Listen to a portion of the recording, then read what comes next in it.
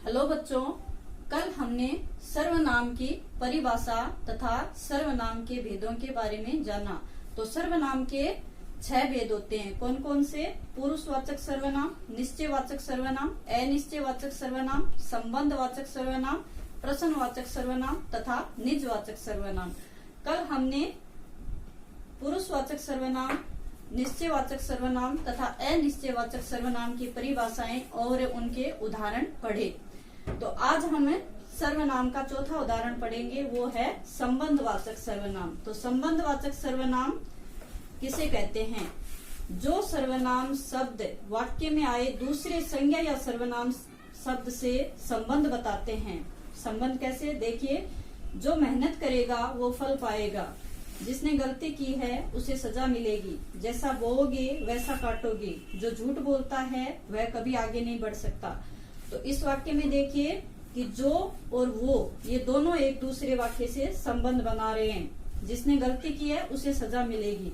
तो इसमें देखो, जिसने और उसे ये दोनों शब्द एक दूसरे वाक्य से संबंध बना रहे हैं। जैसा बोओगे वैसा काटोगे, तो इसमें जैसा और वैसा ये दोनों भी वाक्य को एक दूसरे से जोड़ रहे हैं। तो ये भी संबंधवाचक सर्वनाम के शब्द है।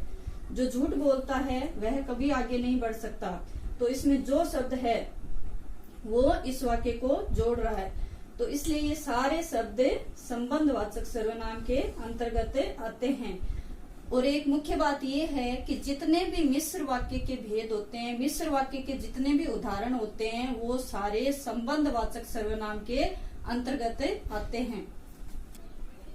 ये अगला सर्वनाम का 5वां भेद है प्रश्नवाचक सर्वनाम। तो प्रश्नवाचक सर्वनाम किसे कहते हैं?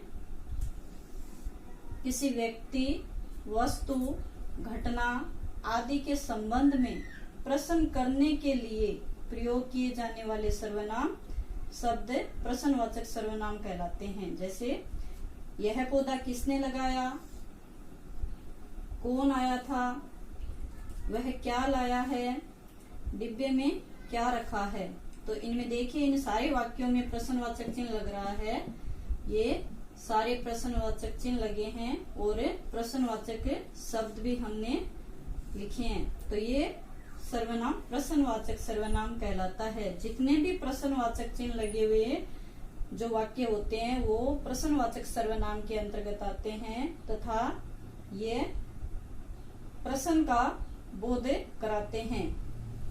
सर्वनाम का 6ठा भेद है निजवाचक सर्वनाम। तो निजवाचक सर्वनाम किसे कहते हैं? जो सर्वनाम शब्द कर्ता अपने लिए यानी स्वयं, खुद, आप, अपने आप के लिए प्रयोग करता है, वह निजवाचक सर्वनाम कहलाता है। जैसे उदाहरण देखो, अपना काम स्वयं करो, तुम अपने आप सामान उठा लो।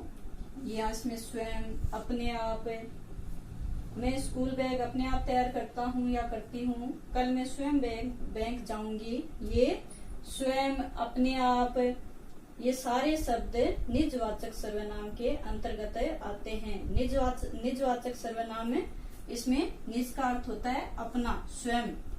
तो जितने भी निज अर्थात अपना वाक्य में जिन सर्वनाम शब्दों का प्रयोग कर्ता के साथ अपने आप, अपनेपन का बोध कराने के लिए किया जाता है, वे निजवाचक सर्वनाम कहलाते हैं।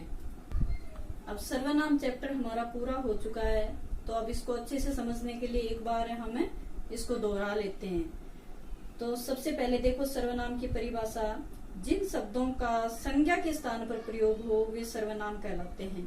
अब सर्वनाम के भेद, सर्वनाम के 6 भेद होते हैं। पुरुषवाचक सर्वनाम, निश्चयवाचक सर्वनाम, अनिश्चयवाचक सर्वनाम, संबंधवाचक सर्वनाम, प्रश्नवाचक सर्वनाम तथा निजवाचक सर्वनाम।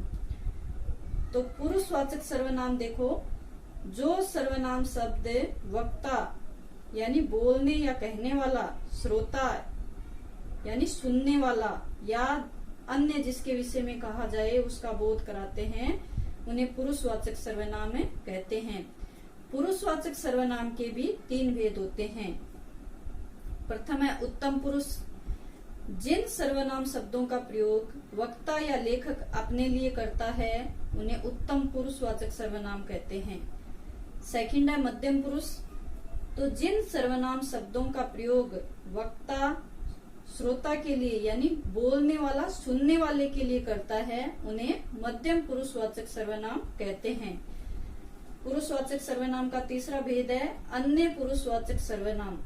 जिन सर्वनाम शब्दों का प्रयोग कहने, बोलने अथवा लिखने वाला किसी अन्य के लिए करता है उन्हें अन्य पुरुषवाचक सर्वनाम कहते हैं। सर्वनाम का दूसरा भेद है निश्चयवाचक सर्वनाम। जिन सर्वनामों से समीपवर्ती यानी पास के, दूरवर्ती यानी दूर के व्यक्तियों, प्राणियों या वस्तुओं आदि का बोध हो वे निश्चयवाचक सर्वनाम कहलाते हैं। तीसरा भेद है सर्वनाम का अनिश्चयवाचक सर्वनाम। जिन सर्वनाम शब्दों से किसी निश्चित व्यक्ति, प्राणी या वस्तु का बोध न हो उन्हें अनिश्चयवाचक सर्वनाम कहते हैं। चौथा है संबंधवाचक सर्वनाम। मिश्रित वाक्यों में जिन सर्वनाम शब्दों से प्रधान वाक्य का आश्रित वाक्य से संबंध ज्ञात होता है उन्हें संबंधवाचक सर्वनाम कहते हैं। यानी मुख्य वाक्य का आश्रित वाक्य से संबंध ज्ञान हो उसे आश्रित वाक्य ये संबंधवाचक सर्वनाम कहते हैं। पांचवा भेद है सर्वनाम का प्रश्नवाचक सर्वनाम। जिन सर्वनाम शब्दों का प्रयोग प्रश्न पूछने के लिए किया जाता है उन्हें प्रश्नवाचक सर्वनाम कहा जाता है। सर्वनाम का छठा भेद है निजवाचक सर्वनाम।